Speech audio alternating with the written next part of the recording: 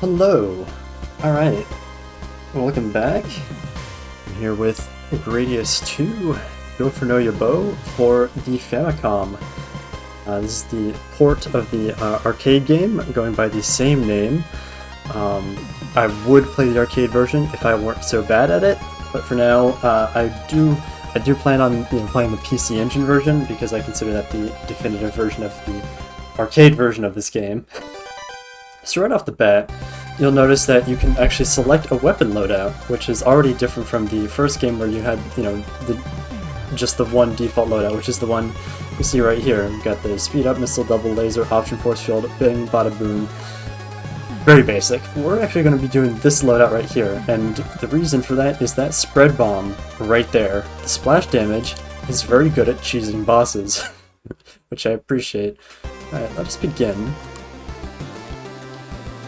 And as most of these games do, we start with the air battle.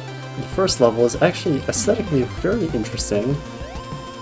It's these, like, artificial suns, I think is what they're called, and it's a really cool looking level. Really great way to introduce you to the game, and here it is. We've got that great soundtrack right there. This song is called Burning Heat, for obvious reasons. And we got the dragons coming out, it's great. Already we got our first option, so we're already doing better than Gradius I in that department. But yeah, this is one of the few tracks that this game shares with the arcade original. A lot of the music has been completely redone for this game.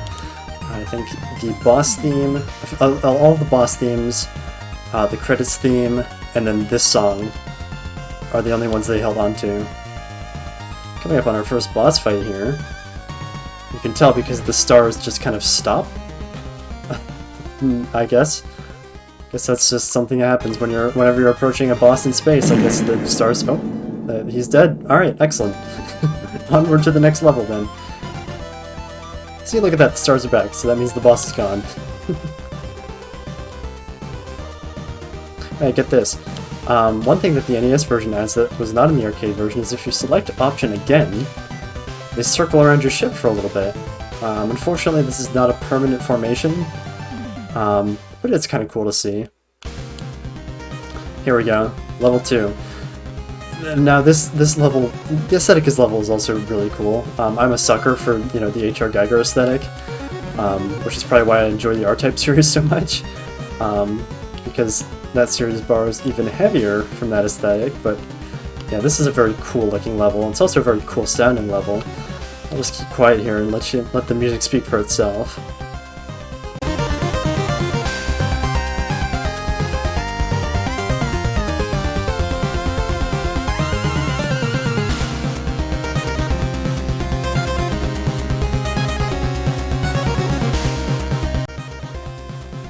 It's just a very creepy and very foreboding level music, especially for level 2. Gradius often has, a lot of these upbeat, kind of, encouraging, whimsical tunes. So to have this sort of, like, much darker, more intimidating song play this early in the game, it's a little bit off-putting, and it very much places you in, like, this sort of, you're not supposed to be here kind of environment. We've even got the xenomorph eggs. Like, this is straight up just the Geiger level right here. Should be making royalty payments or something. And we got the boss. There's actually 2 bosses in this stage. There's this guy who makes his reappearance from the arcade version. He just kind of shoots balls at you and waves his arms. There you go. But then there's another boss after this.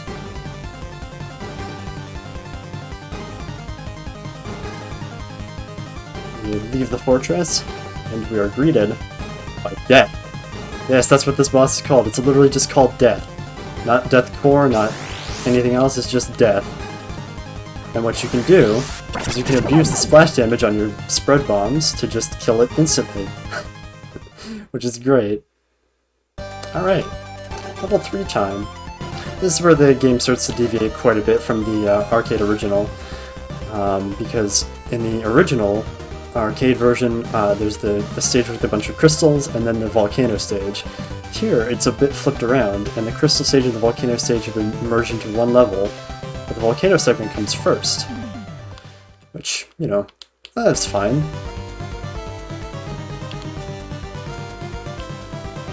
There we go.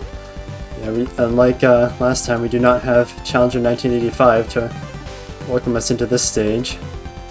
Still a very triumphant and upbeat tune, though. Very adventurous. It's just like, yeah, you've been here before. We're back in familiar territory, but that doesn't mean it's safe yet.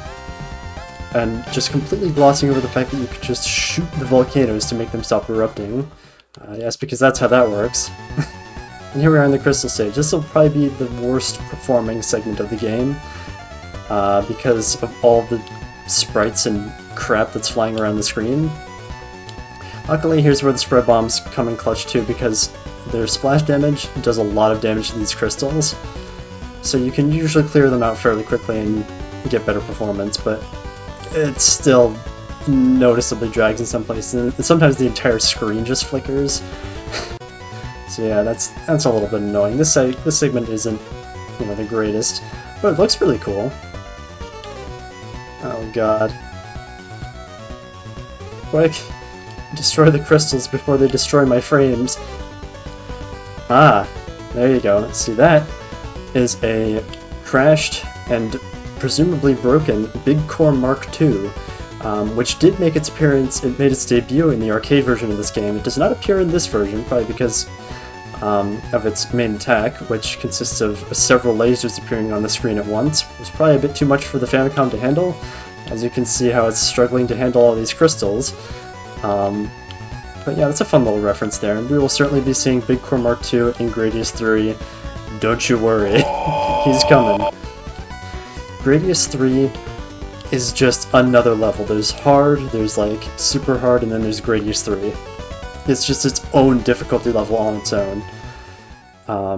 So I will not be playing the arcade version on here for a very long time because I still need to finish it on my own time. But I have finished the SNES version quite a few times, and it's a lot of fun to run through. I just ran right into that laser. I'm very smart. And we've got the Crystal Core here. This is another iconic boss that we'll be seeing again in later Gradius titles, and I just ran into the laser again, Jesus. Did I just run into it again? Oh my gosh. That's okay, this guy's fairly easy. There we go. He says as he crashes into the lasers. Alright. Moving right along here. Oh! It's the Moe stage! Look at him! Look at him go! Oh, look at them all.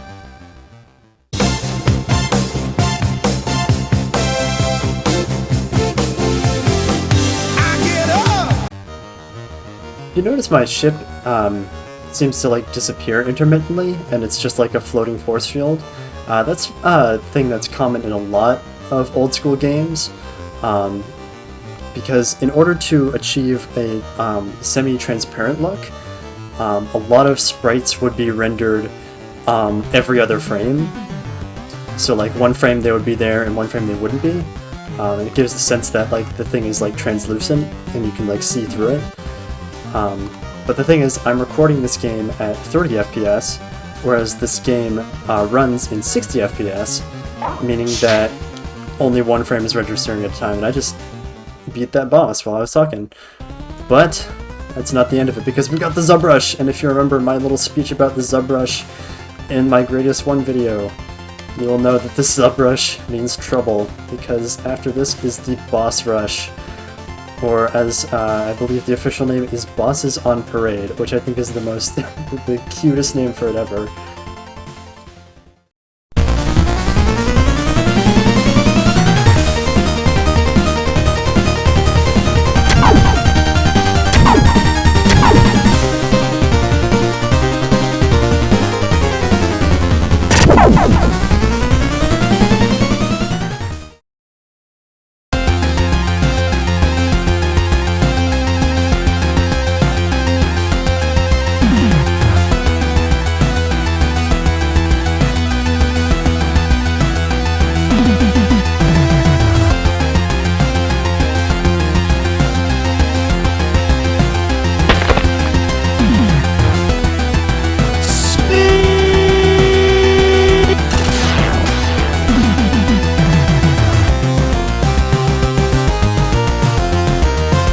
over here.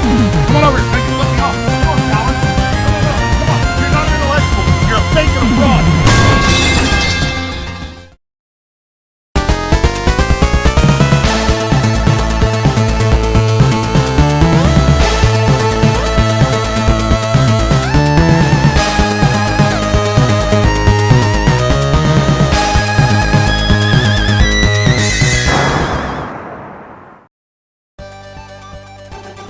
Now is Bosses on Parade. We are now heading into the penultimate stage of Gradius II, the final fortress, as it were, Gopher's Fortress. The main villain of this game, his name is Gopher. He's a giant head who lives in a pile of flesh. Yeah? I forgot to get the double shot, I was too busy talking. Oh god.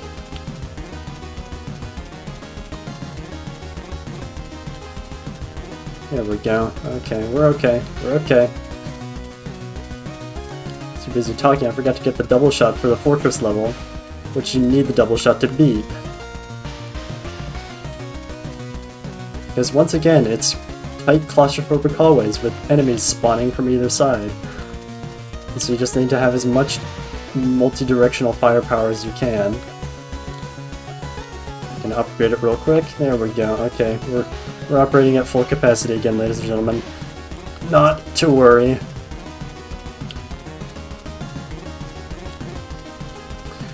Oh, here's the high-speed segment. This was its own individual level in the arcade version, but I think it's cool that they merged it into the penultimate level like this. Gives it a bit more of a sense of urgency. Here we go, bits of the floor now hurling themselves at me. What horrors await us next? The floor's attacking me. Well, we're about to find out. This is another iconic moment that appears and reappears in a lot of Gradius games, the gun wall boss. And it's exactly what it sounds like. It's just a wall with a bunch of turrets and things spawning other turrets. And I just knocked out all of its defenses at once, so now it's literally defenseless except for its shields. Because I just sort of hung out there. Once again, spread bombs coming in clutch with that. And just destroy the core. That's not the final boss, don't worry. There's still more to come. This is the penultimate stage, after all. Here we go, we're coming up on the final stretch here. You can tell because the background goes away. Again. I'm hearing footsteps. Oh, there it is. It's the guy. It's the fella. This is the crab mini-boss I was referencing in the previous video. And look at him in all his glory. All he does is just kind of walk back and forth. And this is way more difficult in the arcade version, as I'm sure you can imagine. The hitboxes on this guy are a little bit wonky, but yeah, there's like turrets spawning from every which way and things like that. In the arcade version here, he's a little bit more friendly, a little bit more chill. And he's just gonna kind of kindly blow up for us, so we don't have to blow him up. There he goes. Goodbye, little fellow. And we head straight into the final stage. Gopher's Lair.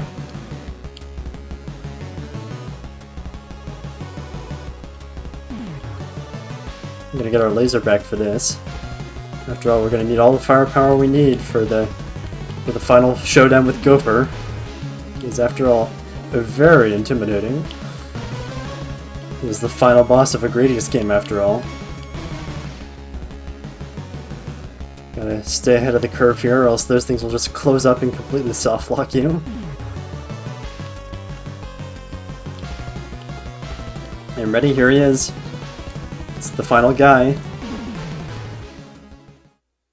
Look at that. He's gonna give us a little speech first, to let us know who he is. Introduce himself, say hello. Fucking funny, seriously. You're a fucking ugly little... There we go.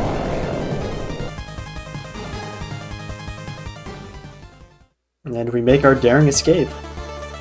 Literally. But to watch the fortress explode, it's not all glitched out this time. Look at that. Very nice. And we've got a fun little credit sequence here. The game doesn't just loop immediately, which I think is pretty cool. So that was Gradius II for the Famicom. And next time we'll be playing Gradius II for the SNES. I'll be getting around to the arcade versions of those games at some point. So, thank you all so much for watching. I will see you all defeating Bacterian himself in Gradius III. Bye-bye.